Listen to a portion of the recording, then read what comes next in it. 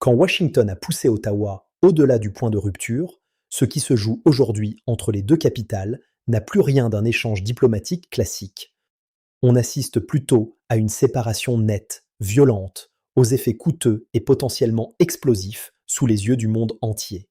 Pendant des générations, la frontière entre le Canada et les États-Unis a été un symbole unique, la plus longue frontière non militarisée de la planète, mais surtout un pilier économique majeur, la charpente même de la stabilité nord-américaine, une relation que les marchés internationaux considéraient comme indestructible.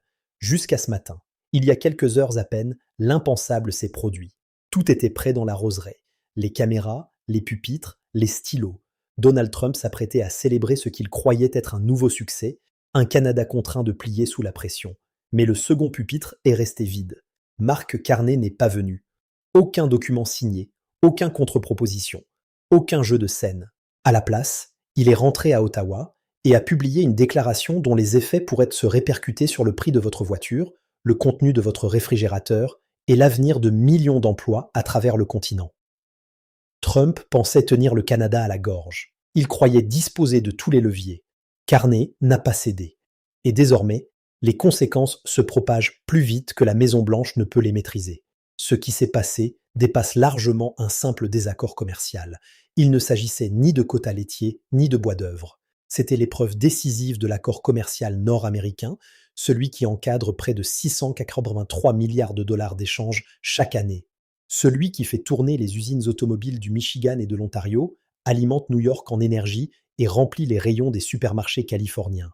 Les économistes pensaient que cet examen serait une formalité, tant les économies sont imbriquées. Ils se sont trompés. D'après des informations internes, Trump serait arrivé à la dernière réunion avec une exigence jugée inacceptable, non pas renégociée, mais dominée. Une clause permettant aux États-Unis d'annuler l'accord chaque année à leur seule discrétion.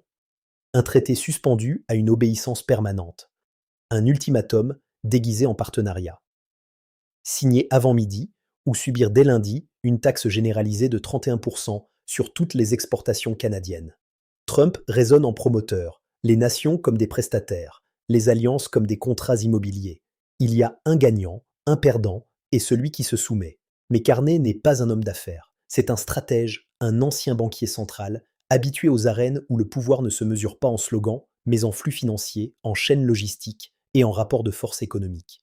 Et il sait une chose essentielle que Trump semble avoir oubliée.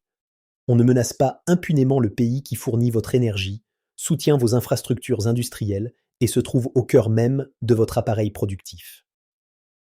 La réponse qui a tout fait basculer n'a pas pris la forme d'un tweet rageur.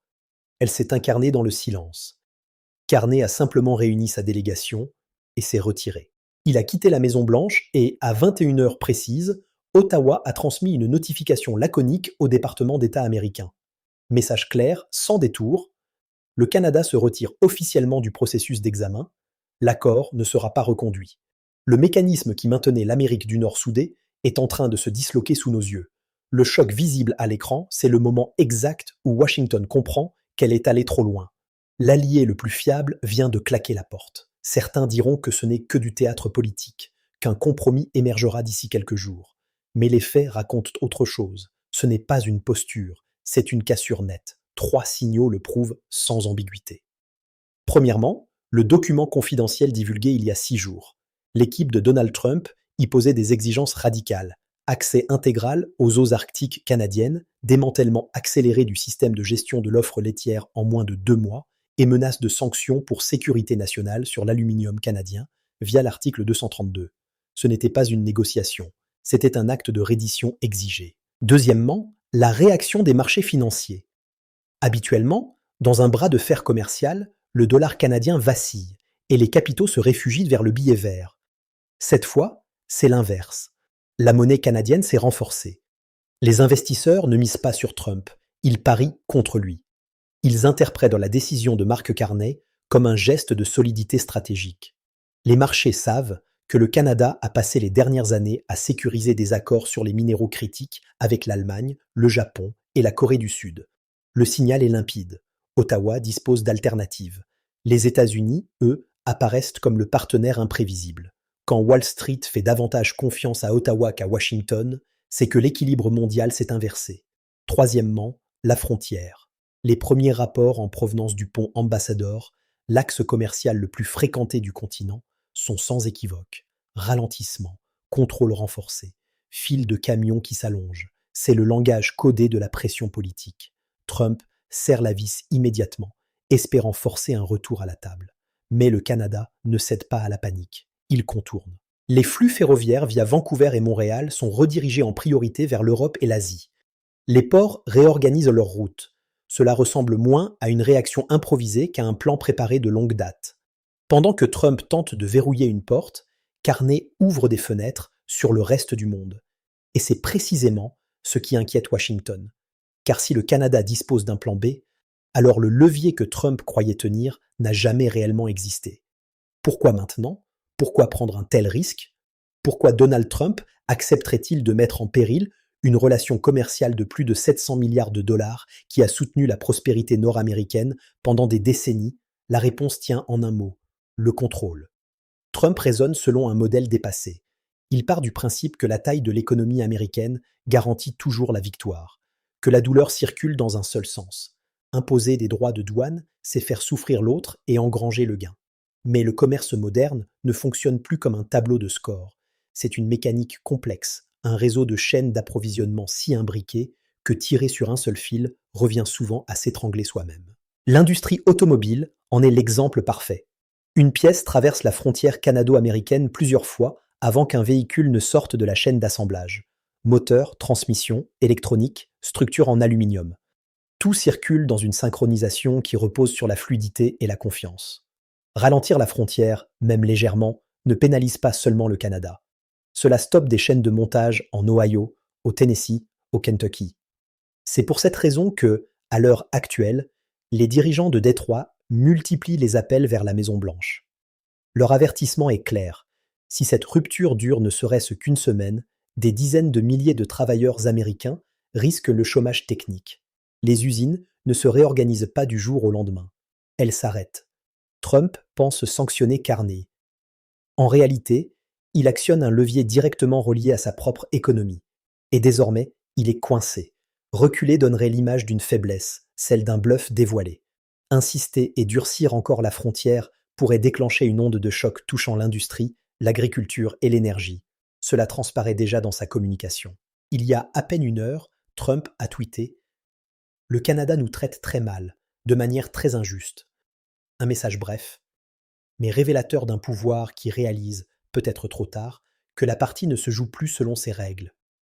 Nous allons leur imposer des droits de douane massifs. Ce n'est pas la voix d'un stratège sûr de lui. C'est celle d'un homme qui réalise trop tard qu'il a dégoupillé une grenade sans savoir où la lancer. Le Canada n'est plus celui d'hier. Et le malentendu est plus profond encore. Donald Trump mène une guerre commerciale sortie d'un autre âge. Dans son esprit, tout se résume à l'acier et au bois.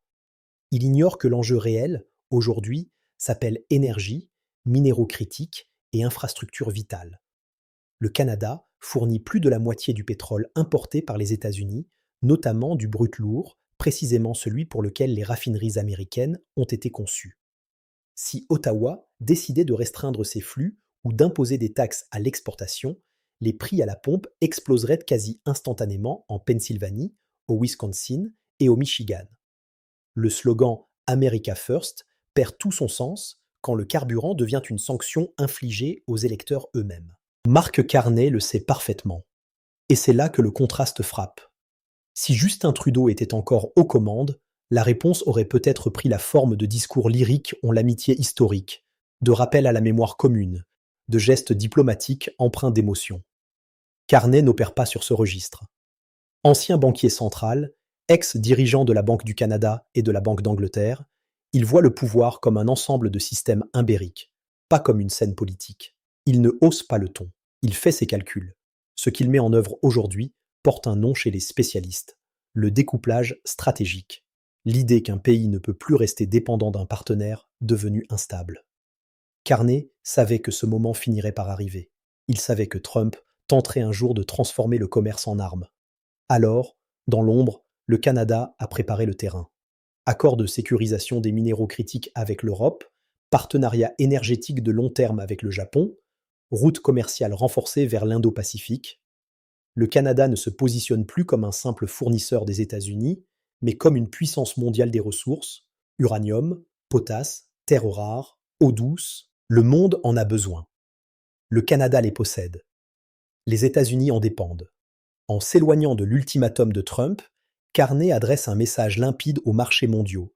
Le Canada reste ouvert aux affaires, mais l'accès coûte désormais plus cher.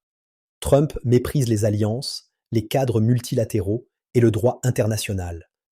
Carney, lui, utilise précisément ces outils pour resserrer les taux. C'est un pari risqué, sans illusion. Le Canada souffrira si la frontière se durcit. L'interdépendance est réelle. Mais Carney parie que la douleur frappera plus fort au sud, là où les consommateurs ne sont pas protégés de l'impact. Si l'accord nord-américain s'effondre, l'ère des biens bon marché touche à sa fin. Les prix alimentaires augmentent, les engrais canadiens deviennent plus coûteux. Le logement s'envole avec le prix du bois. L'aluminium, indispensable aux téléphones et aux véhicules électriques, devient hors de prix. Un choc inflationniste majeur se profile, capable de faire paraître 2023 presque clément. Au-delà de l'économie, une ombre plus large s'étend. Le parapluie américain se referme. Pendant plus de 70 ans, le pacte était clair, les États-Unis garantissent la sécurité et en échange, ils écrivent les règles. Mais si Washington est incapable de maintenir un accord commercial avec son allié le plus proche, qui fera encore confiance à sa parole? Ni le Japon, ni le Royaume-Uni, ni le Mexique, ni l'Europe. Carney l'a compris. Il prépare le Canada à un monde où l'Amérique n'est plus le centre, mais une île parmi d'autres. La scène finale résume tout.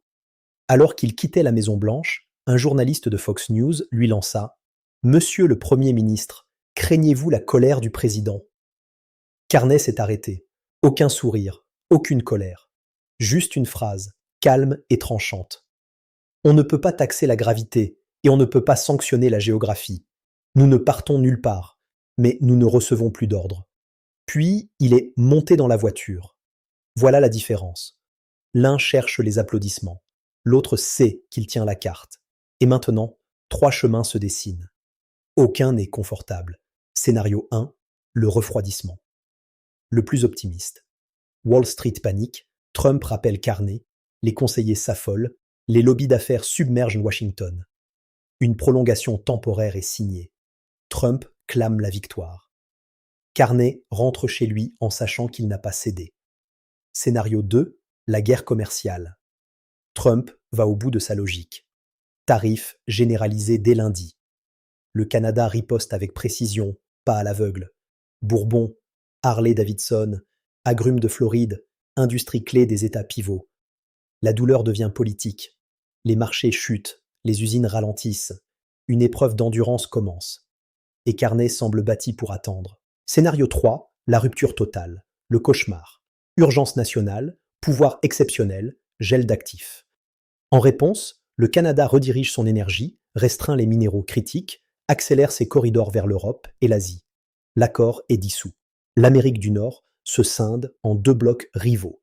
Ce scénario est plus proche qu'on ne veut l'admettre. Car d'ordinaire, dans ces moments-là, les dirigeants cherchent à apaiser. Ils appellent, ils temporisent. Mais Trump n'apaise pas. Et Carney a décidé qu'il n'attendrait plus que Trump change. Au fond, ce n'est plus seulement une affaire de commerce. C'est une question sur la forme future de la mondialisation. Pendant des décennies, l'Amérique du Nord a fonctionné comme une seule usine intégrée. Si cette certitude disparaît, tout doit être repensé. Les entreprises, les investisseurs, les chaînes de production et les citoyens le sentiront, non pas dans les discours, mais sur les étiquettes de prix.